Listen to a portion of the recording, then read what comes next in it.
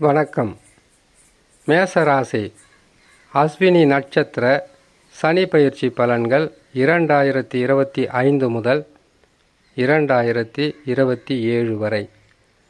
வருகின்ற 29ஆம் தேதி மார்ச் மாதம் 2025 சனி பகவான் பயிற்சி பெறுவார்.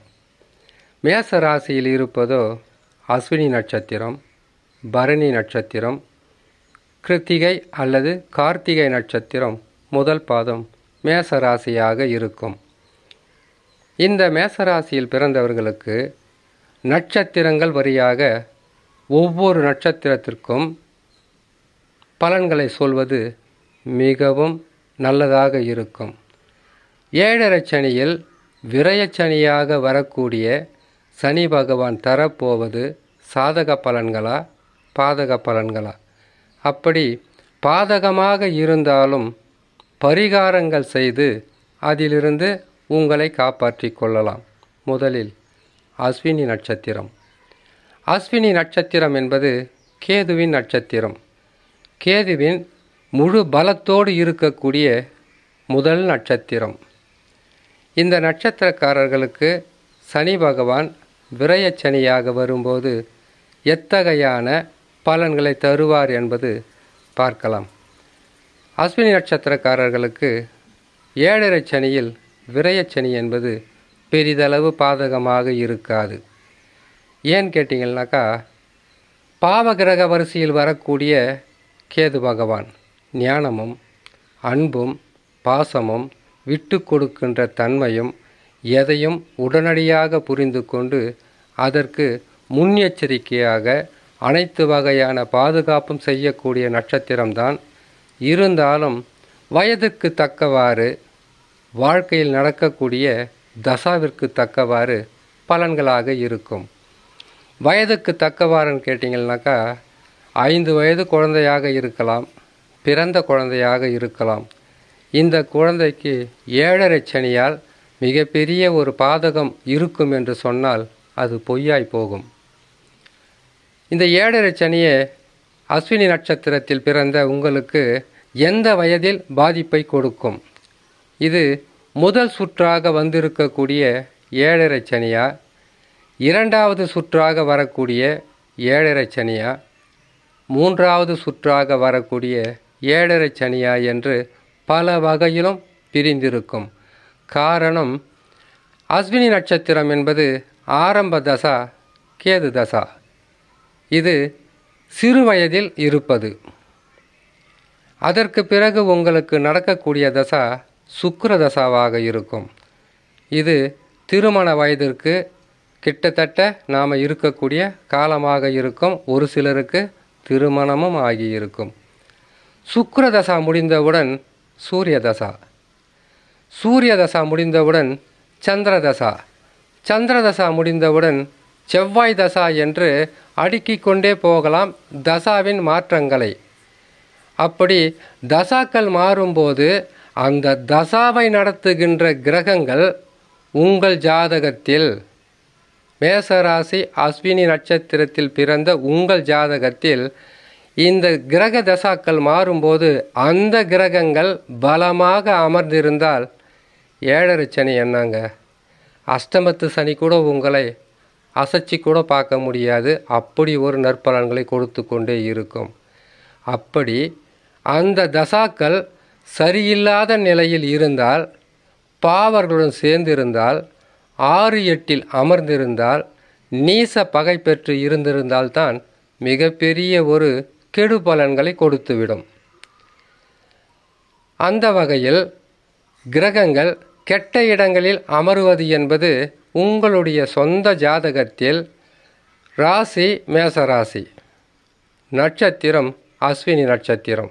ஆனால் இதற்குள்ளே மறைக்கப்பட்டிருக்கிற உண்மை என்னவென்று கேட்டால், உங்களுடைய சொந்த ஜாதகத்தில் இருக்கக்கூடிய லக்கினம்தான் இதை முடிவு செய்ய வேண்டும். அந்த லக்கினத்திலிருந்து அமர்ந்த கிரகங்கள் தான் தசாக்களை சந்திரன் என்று சொல்லக்கூடிய ராசி நட்சத்திரத்திலிருந்து உங்களுக்கு பலன்களாக கொடுத்து கொண்டு இருக்கும். அப்படி கொடுக்கும்போது அந்த லக்கினத்திலிருந்து 6, 8 அமர்ந்த கிரக தசாவாக இருந்தால் மிக கவனமாக இருக்க வேண்டும். 6, 8 அமர்ந்து நீச பகை பெற்ற கிரகமாக இருந்தால் மிகவும் கவனமாக இருக்க வேண்டும். அப்படி இல்லாமல் சமம் பெற்று நட்பு பெற்று ஆட்சி உச்சம் பெற்ற கிரகங்களாக இருந்துவிட்டால் பயம் பெரிதளவு வேண்டாம். இது சனி பகவானை மட்டும் வைத்து சொல்லக்கூடிய பதிவாக இல்லாமல் குரு, ராகு, கேதுக்கள் ஆண்டுதோறும் பயிற்சியாவது குரு பகவான். இப்பொழுது மேசராசிக்காரர்களுக்கு அஸ்வினி நட்சத்திரத்தில் பிறந்த உங்களுக்கு 2ஆம் இடத்தில் குரு பகவான் இருப்பார். 2லே குரு பகவான் இருந்தால் பல வகையில் நற்பலன்களை செய்ய வேண்டும் என்பது ஜோதிடத்தில் சொல்லக்கூடிய உண்மை. அடுத்ததாக ராகு, கேதுக்கள். கேது பகவான் பலமாக இருக்கிறார். சனி பகவானும் பலமாகத்தான் இருக்கிறார். இப்பொழுது பயிற்சியானவுடன் அவர் விரயச்சனியாக வருவார்.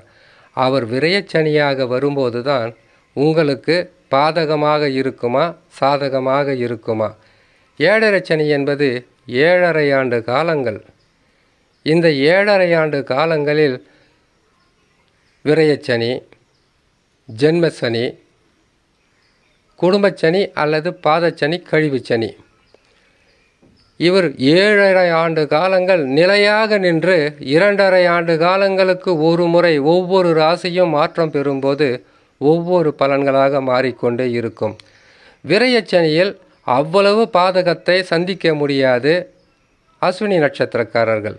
காரணம், குரு பகவான் மாற்றம் பெற்று அவர் 3ஆம் இடத்திற்கு போவது பாதகத்தை தரும் காலங்களில் விரயச்சனி அதிகப்படியான விரயங்களும் செலவும் உடல் நலத்தில் பாதிப்பும் வியாபாரத்தில் பல வகையான சிக்கல்களை கொடுத்தாலும் இதே ஆண்டில் சில மாதங்களில் ராகு பகவான் 11ஆம் இடத்திற்கு வந்து விடுவார்.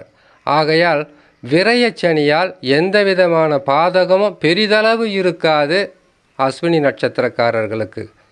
11ஆம் இடத்தில் குரு, சனி, ராகு, கேது இந்த கிரகங்களில் ஏதாவது ஒன்று இருந்துவிட்டால் 1.5 ஆண்டு காலங்கள் பாதகங்கள் இருக்காது, சாதக பலன்களாகவே இருக்கும், நற்பலன்கள் அதிகமாகிக் கொண்டே இருக்கும். ஆனால் விழிப்புடன் இருக்க வேண்டியது அஸ்வினி நட்சத்திரக்காரர்கள்.